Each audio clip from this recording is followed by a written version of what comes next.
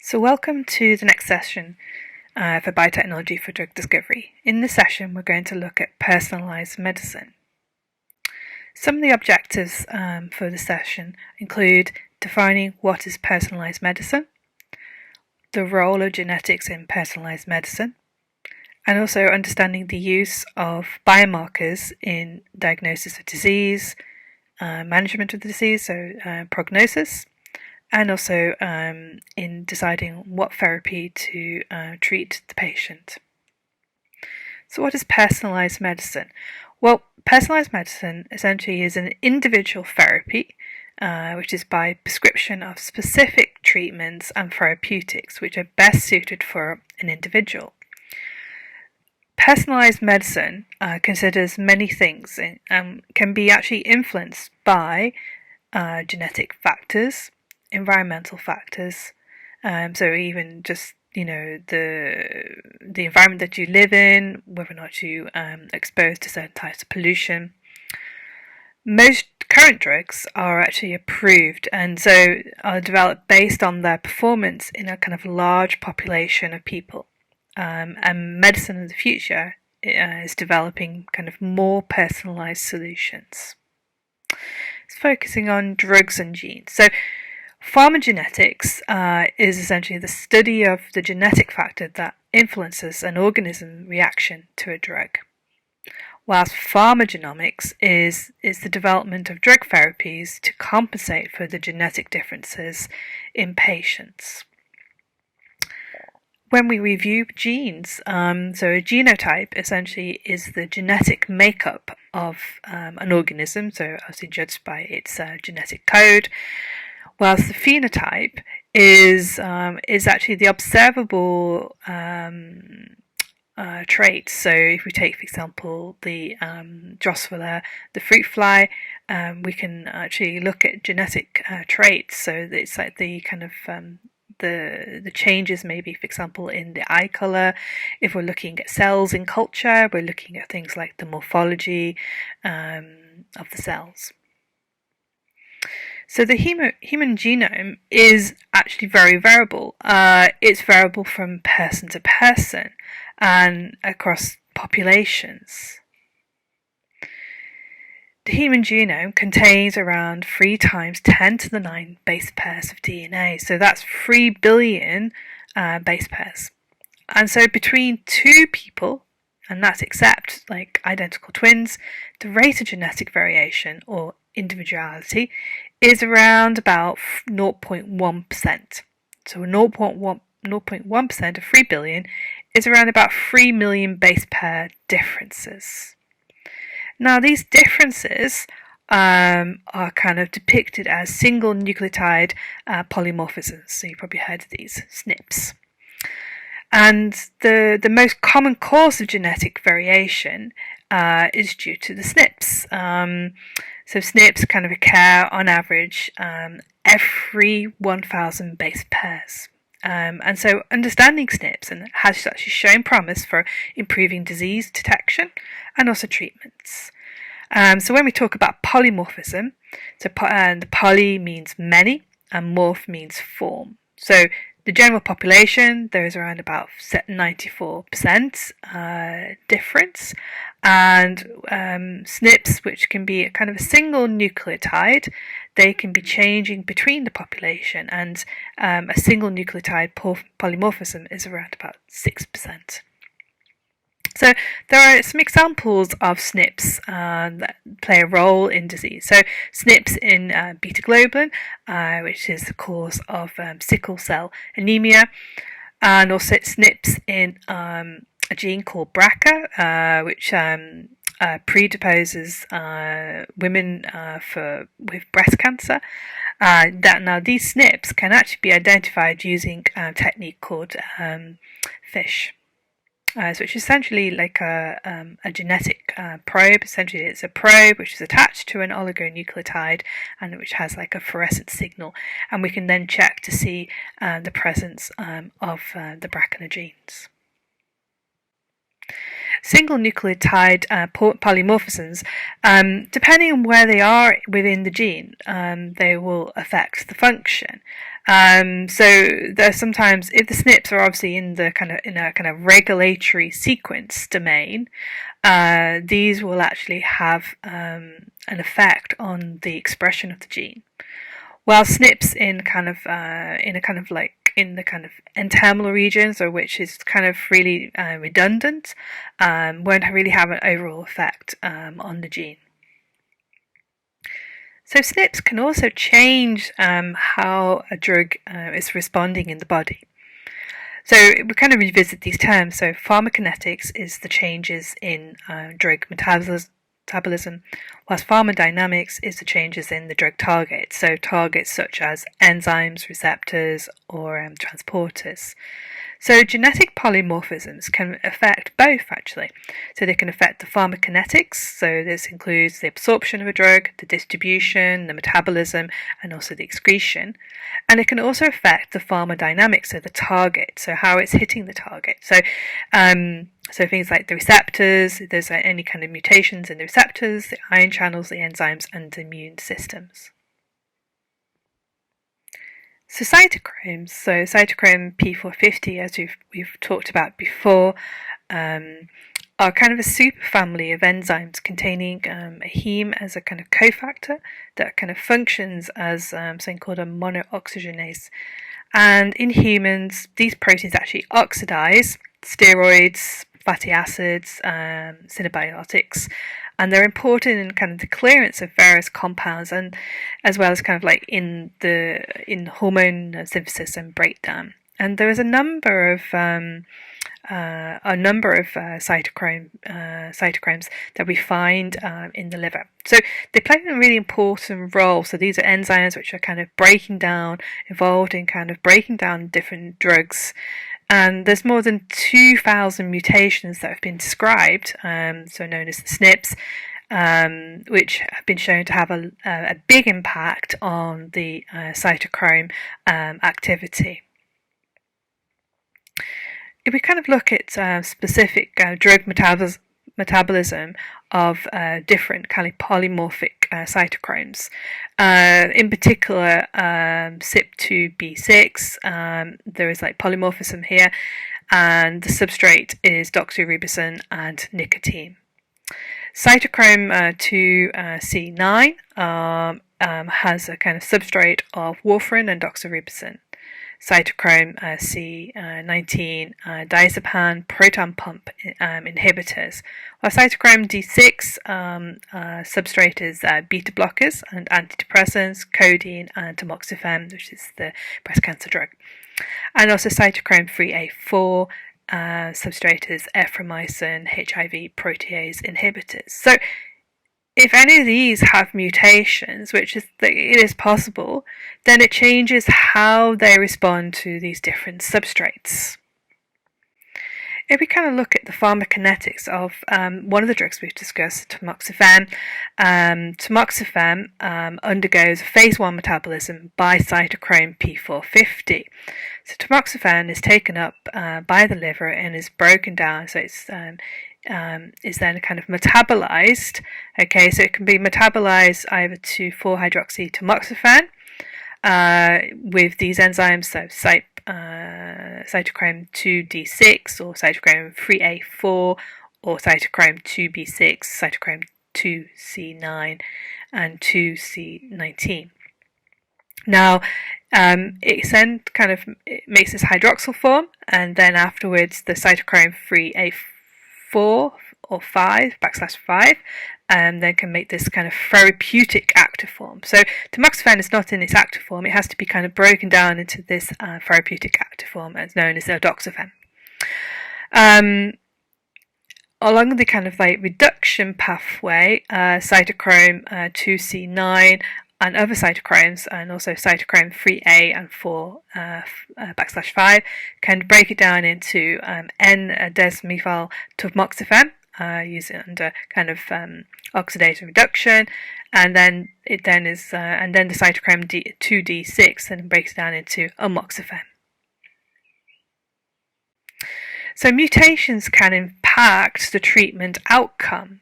And we can see in this graph, this shows the relapse-free survival. So this is a percentage, these are patients, and this is like the number of years after treatment. Now they can look to see whether or not if polymorphism of the cytochrome 2d6 affects treatment. And when there is no polymorphism, there is a kind of a longer survival rate. Whilst when there is polymorphism in cytochrome 2d6, there is a reduction in survival rates. So you can see that the direct impact of mutations play on treatment outcome. Another example is alcohol metabolism, which is done really in kind of two steps. So the metabolism of drugs kind of by the liver enzymes kind of serves two purposes. So the first is the metabolism is a kind of a way of turning off the action of the drug, but then in general the metabolites have a less biological activity relative to the parent compound, and then there's kind of an exception to this rule, and that the exception is ethanol or alcohol. Now the second role is the metabolism helps to convert the drug into a kind of a more polar water-soluble form so that it can be carried to the bloodstream, to the kidneys, when that then can be excreted into the urine as a kind of in its kind of water-soluble form.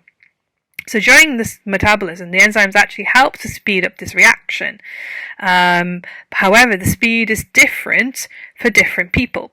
So for stage 1, this involves the conversion of ethanol to acetaldehyde under the action of alcohol dehydrogenase.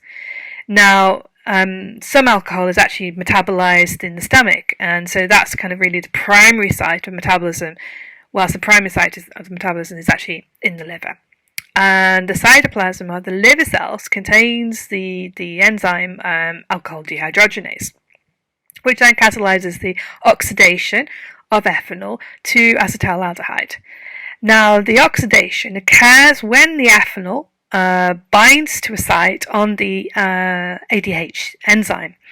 And that kind of, what happens is it loses 2 electrons to form a hydrogen atom. And the ethanol then kind of gives 2 hydrogen atoms to another molecule, to then also binds to ADH. And in this case, it's kind of known as like a coenzyme.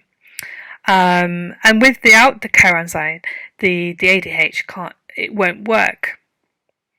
So the liver is kind of the primary site of this oxidation of the alcohol, and some alcohol is actually oxidized in the stomach, as we said. In the second stage, the acetaldehyde is then converted to acetic acid, and that occurs in the mitochondria. And this is kind of the second enzyme which is kind of involved in this process. And the acetic acid is then eventually converted in the cell into kind of carbon dioxide and then water. And some people do not have the ability to metabolize the acetaldehyde very well, and so when they drink alcohol, the acetaldehyde then accumulates in the blood and makes them feel very, very unwell. And essentially what will happen is their face will become very flushed, they'll get headaches, and they might feel a bit sick, might even be sick, and even have kind of rapid heart rate. Now, the reason that some people can't metabolize the acetaldehyde very well is because they have a form of something called ALDH that has a mutation in the gene that codes for it. And the alternative form of LDH is very inefficient at metabolizing acetaldehyde. Acetaldehyde it's fairly kind of toxic, and that's why people feel very unwell. And so people with this genetic mutation do not really like to drink alcohol. So the genetic polymorphisms and differences in alcohol metabolism can be seen so first we have the metabolism which is going on in the stomach, where there is alcohol dehydrogenase enzymes, so ADH7. This is polymorphic, which occurs in the stomach. Whilst in the liver, there is a polymorphic enzyme, which is ADH1B, which is made up of different components. So, if we compare the different polymorphisms within the ADH1B gene, so for example, the ADH1B1, this has a very slow metabolism rate, and it's found mostly in the population of Caucasians, Mexican Americans, and Native Americans, and also we can find it also in heavy drinkers.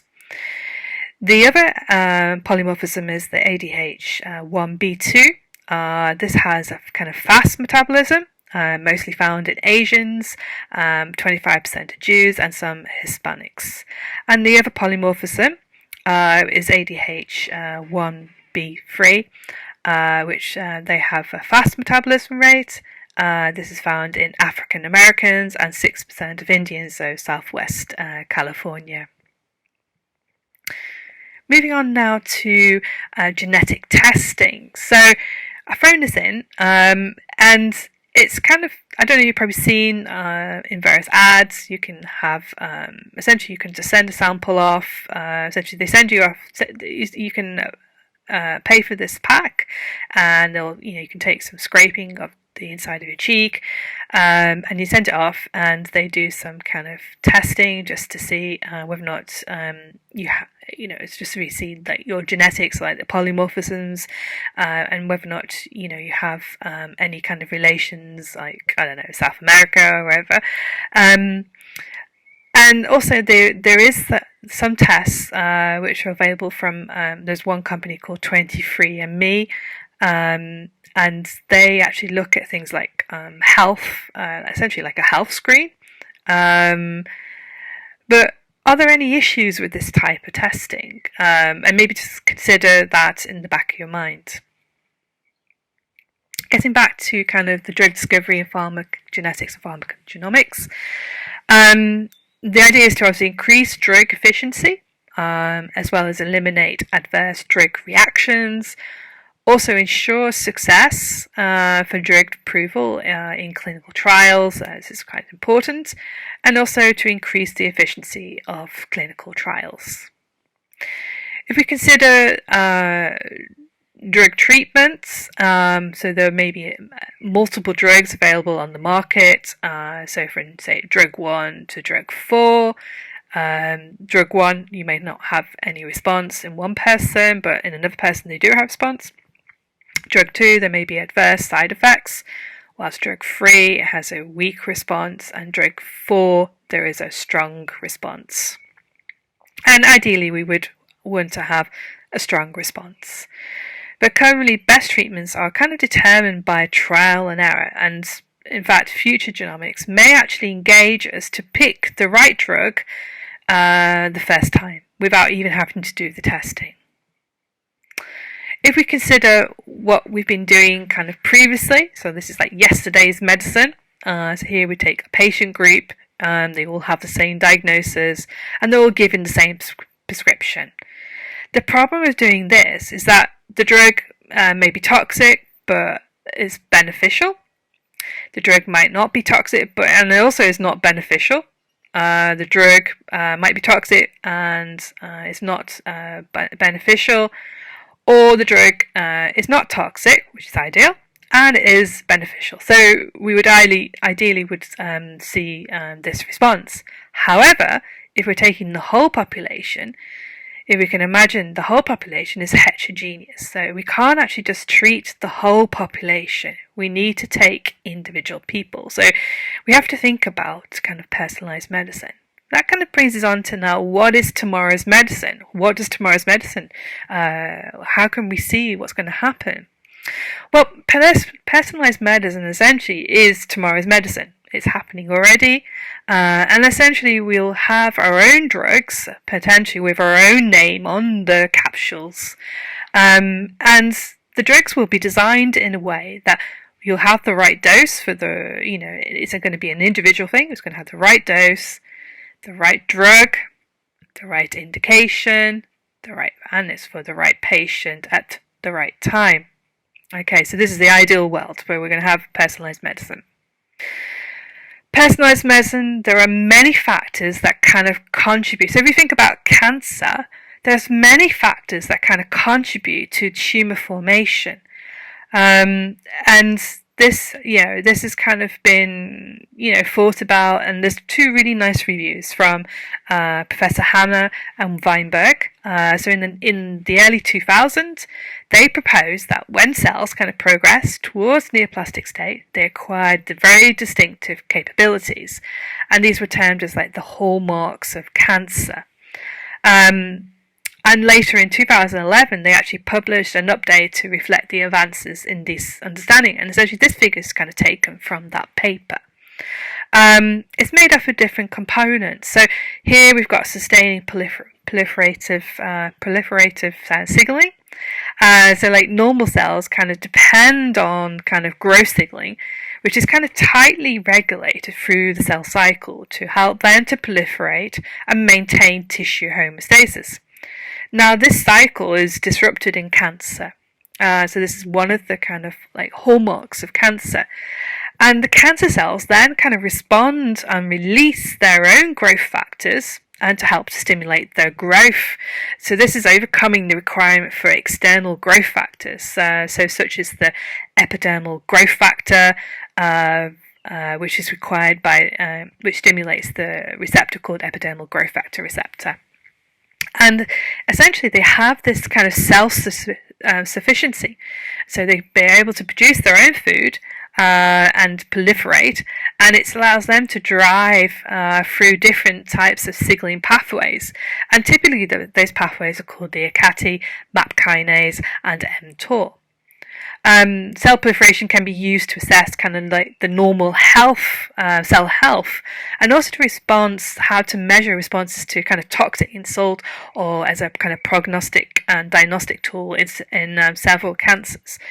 The kind of variable markers, which are kind of typically look at kind of the DNA levels or synthesis, and also the cellular metabolism and proliferation. The next one we have is evading growth suppressors.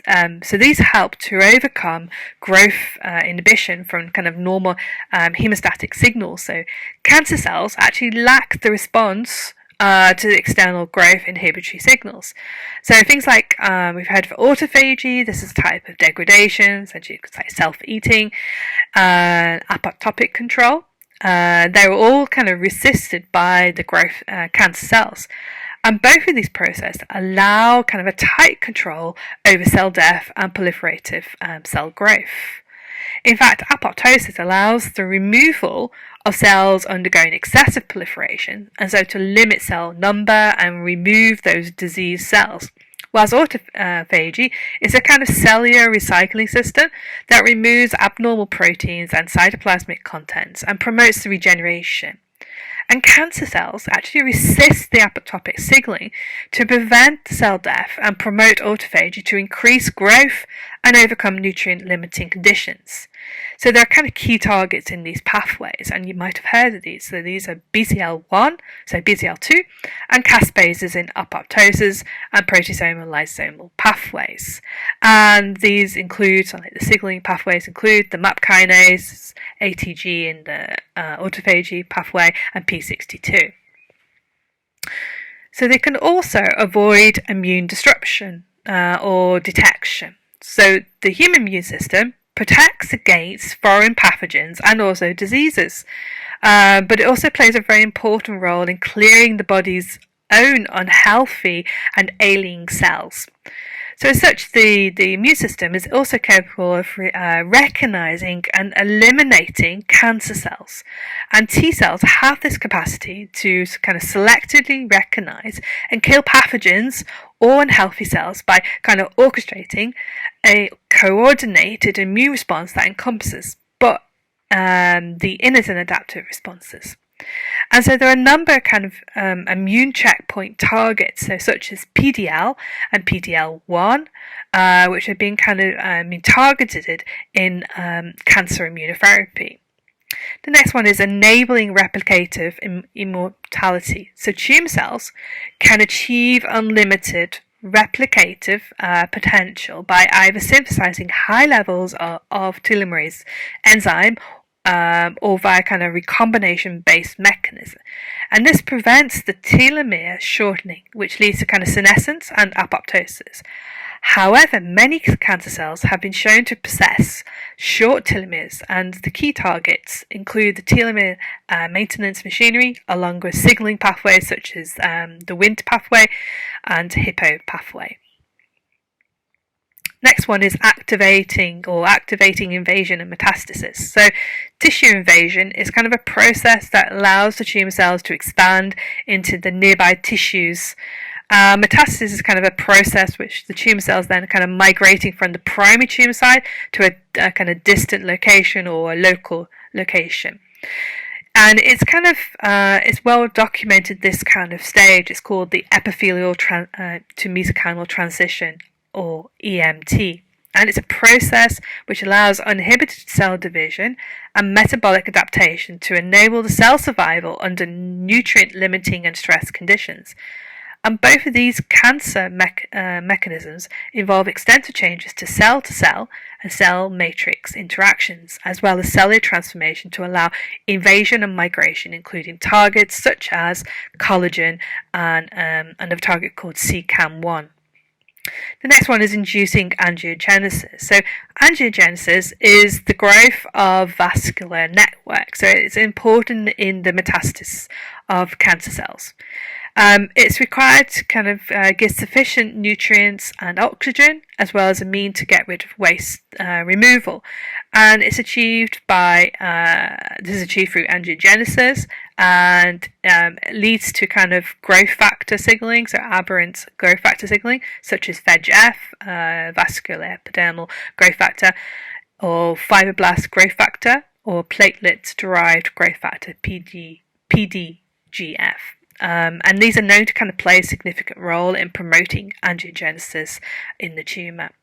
The next one is resisting cell death. So this is a hallmark which kind of refers to cancer cells from preventing apoptosis through intrinsic mechanisms rather than kind of a lack of response to external stimuli. Cancer cells also contain mutations which allow them to prevent them from damage and detection. The next one is reprogramming or deregulating energetics.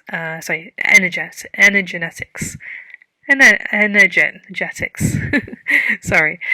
Due to the excessive growth, cancer cells actually require high levels of energy and nutrients with ability to kind of survive in hypoxic environments. As they're not completely vascularized, they kind of meet these needs. Many of the cellular metabolic pathways are altered in cancer. And this is known as the Warburg effect, which concerns the kind of altered glycolytic metabolism that occurs in the cancer cells. And this is where pyruvate is actually diverted from the Krebs cycle to lactate production under oxygen conditions. And the cancer cells are also known to increase glutamine metabolism to promote cell metabolism. And the key targets for the control of hypoxic tumour environment include HIF-1 and also AMPK that helps to control energy balance. And this switches the tumour promoter acting to protect against metabolic, oxidative and genotoxic. So the breast cancer is actually a perfect model. And breast cancer, there are different types of breast cancer. So we've got normal light breast cancer, which is similar to this, it's called luminal A disease. It's related to hormone receptor positive, estrogen receptor and or progesterone receptor positive. Also, there is HER2, which is another type of receptor. HER2 is negative here, and there's a low level of a protein called Ki67, which helps to control how fast the cancer cells grow. Luminal A breast cancer is a hormone receptor positive, so it's estrogen receptor and progesterone positive, HER2 negative, and has low levels again of Ki67. Luminal A cancers tend to be low grade and they tend to grow slowly, and they're actually best for prognosis. Luminal B, this is also hormone receptor positive, and it can be HER2 positive or HER2 negative. Often there is high levels of Ki67. Luminal B cancers generally grow slightly faster than the luminal A, and the prognosis is slightly worse. The HER2 positive cancers, this kind of it indicates that there's a positive test for HER2, which is the human epidermal growth factor receptor. This protein actually promotes the growth of cancer cells, and around about 1 in 5 breast cancers have extra copies of this gene. Claudin low breast cancers, this is a subtype which is defined by kind of gene expression characteristics, and is kind of most prominently there is like low expression of cell-to-cell adhesion genes, and there's also high expression of EMT or epithelial mesenchymal transition genes. And finally, the basal-like breast cancer is an aggressive molecular subtype. It's kind of known as BLBC, and it's a kind of major clinical challenge because these tumours are prevalent in young women, and often they relapse very rapidly. So pharmacogenomics, the gene candidate to kind of drug treatment. So human epidermal growth factor receptor HER2 in breast cancer cells. Here, like the normal breast cancer cell, you have normal amounts of HER2. So HER2 is normally found in the breast cancer cells, and it actually sends signals and telling the cells to kind of grow and divide. Whilst in the breast cancer, there is abnormal HER2, so it's like overexpression. So you see there's lots more receptors here in this cell, and there's too many HER2, and so they send more signals, and they cause the cells to grow quickly. Herceptin when it was in clinical trial, Herceptin was designed to target HER2, and there was 470 patients which had the ones which had HER2 had a 50% response rate. The ones that didn't have HER2 without, there was 2,200, and they had there was only a 10% response.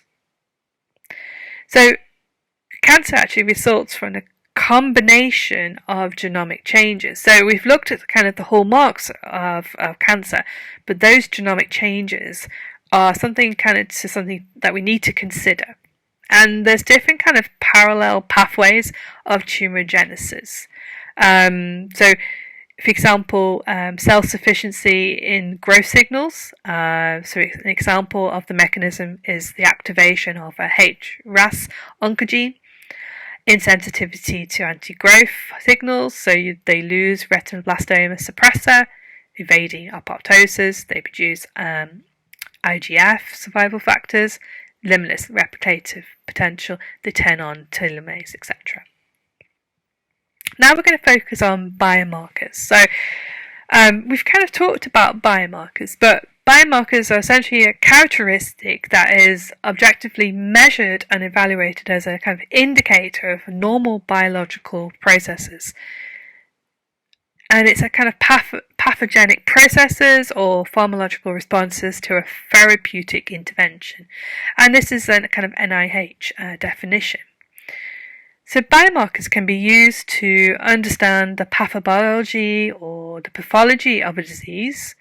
They also can be used in the diagnosis. They can also be used to kind of look at disease monitoring or prognosis, and as well as a kind of specific target for drugs.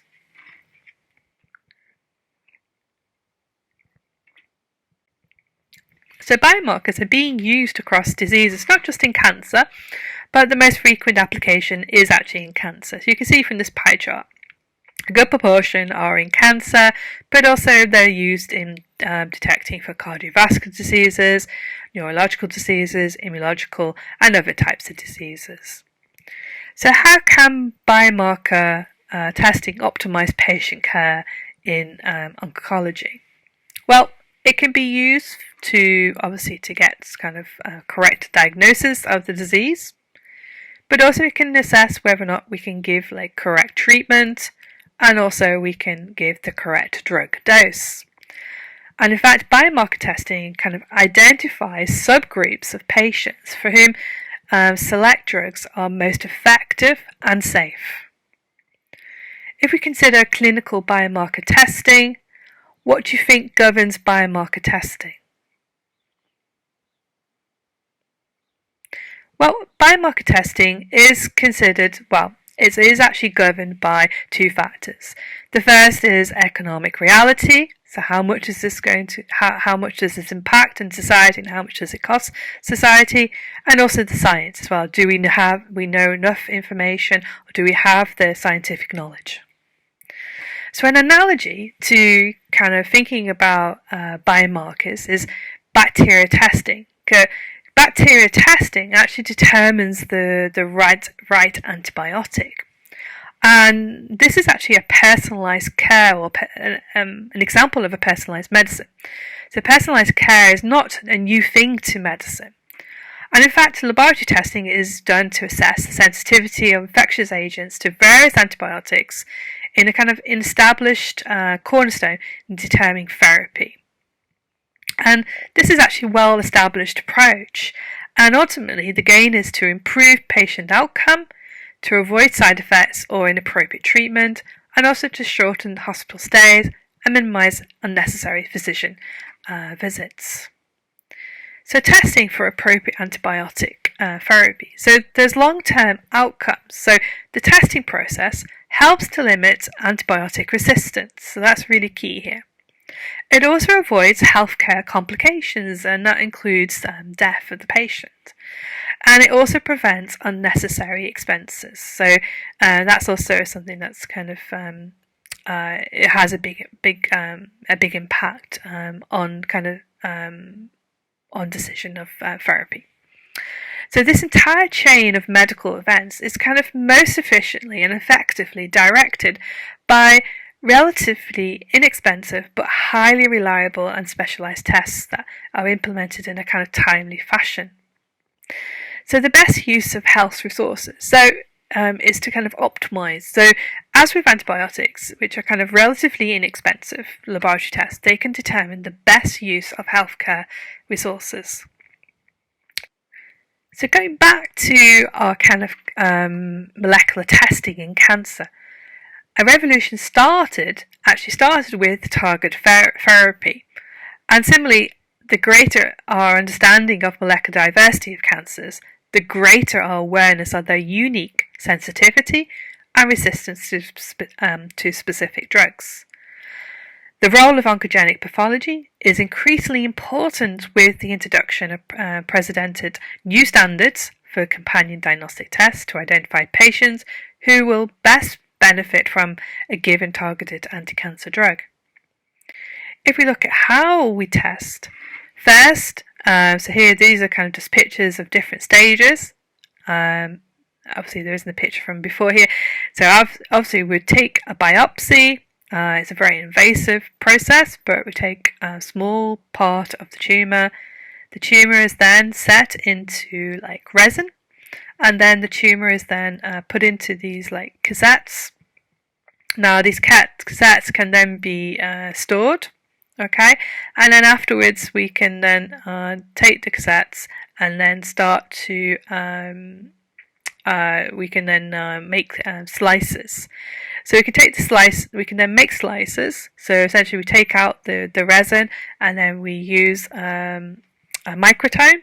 A microtome will make really ultra thin slices, and then those ultra thin slices then can be stained, and then afterwards we can then analyze them and then take pictures. But we can use antibodies to stain them and look at the kind of morphology of the cells and also the expression of certain proteins that we're looking at. So biomarkers are actually helping to personalize cancer care, and different people's tumours have different biomarkers. So there are a number of common biomarkers which are found or observed in non-small cell lung cancer, including KRAS, ALK, EGFR, and PD-L1. Now, if we consider the pre-biomarker era, traditionally, chemotherapy was based on actually just taking the patient and then treating the cancer.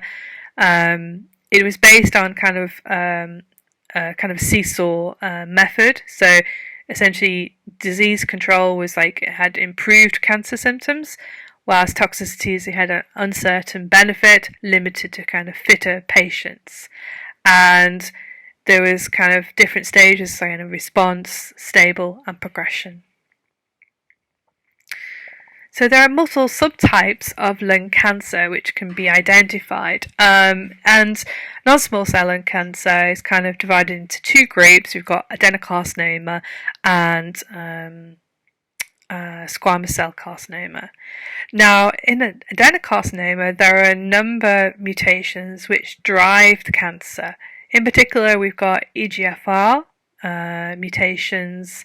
We've also got KRAS, ALK, HER2, BRAF gene, ROS1, RET, NTRK1, MAP, etc. And these all kind of occur at different levels. And KRAS is actually a major subtype gene which is mutated. So in drug discovery, what we're trying to do is try to develop, essentially we have kind of a couple of stages. So first, obviously in the preclinical study, the research is kind of formed through like objectives that are set by the chemists, the biologists, the scientists working, and they come up with ideas to kind of develop novel chemicals. So the novel chemicals are synthesized. The chemicals are then tested for efficacy and safety, and they then decide on choosing the drug candidate. There's also then a formulation and stability and scale-up of synthesis, and also a chronic safety, which is done in animals. And then the company then files for a new drug application, and then they follow through to attain like approval to move forward to phase 1 clinical trial. So in phase 1, here they'll screen a small number of patients, whilst in phase 2, this will increase the number of patients, and in phase 3 it will be a larger trial, thousands here, and then afterwards they will then file. If it's successful, then they will file a document for the new drug application, and then if they achieve approval, either from the FDA or from NICE, then the drug is then approved for marketing. So if you consider the clinical trial process, it is a long process. So we start off, obviously we need to have the preclinical phase. It's exploring if we have a new drug that may work. The new drug then can be approved for human testing. So here we need approval, and so the whole process can take anything from between 5 to 15 years. And less than 1 in 10 drugs that enter the clinical trial obtain approval. This is seen across different diseases. It depends. Like here we've got a graph. It shows like the phase success. So a lot of drugs kind of fail in phase 1, phase 2, and quite a few actually do fail in phase 3. But for each of the phases, there is an investment from the company as well as investors to try and bring the drug to market. Streamlining of clinical trials is the future. So traditionally, clinical trials would use a broad patient population and could take around about 10 to 12 years. However, we could use a pharmacogenomic-based trial and would then only look at responders only, which would then take additional 3 to 5 years. Anyway, so here's a summary. So SNPs in coding and non-coding regions can alter the function or expression of an enzyme that metabolizes drugs. So pharmacogenetics impacts the kinetics and dynamics of drugs. Personalized medicine will treat patients according to their genetic profile, also increase drug efficacy and reduce side effects. Biomarkers allow us to understand the pathobiology of the disease and to make a decision on diagnosis, management and line of treatment. And designing clinical trials based on SNP profiles can reduce FDA approval time for new drugs. So finally, this is like a reading list of some suggested reading. Take a look at the Jackson Lab. There's a really nice video. It's quite a short video. It's about 10 minutes. Have a look at that. So it's really, really cool. They've got some information about kind of future of precision medicine or personalized medicine. There's a couple of reviews here. So the first one is looking at milestones in personalized medicine from ancient times to nowadays, the provocation of COVID-19. Also, this review is challenges and strategies in precision medicine for non-small cell lung cancer. And also there is a chapter in Oliver Kaiser and pharmaceutical biotechnology, drug discovery and clinical applications. Anyway, thank you for listening and I'll see you in the session.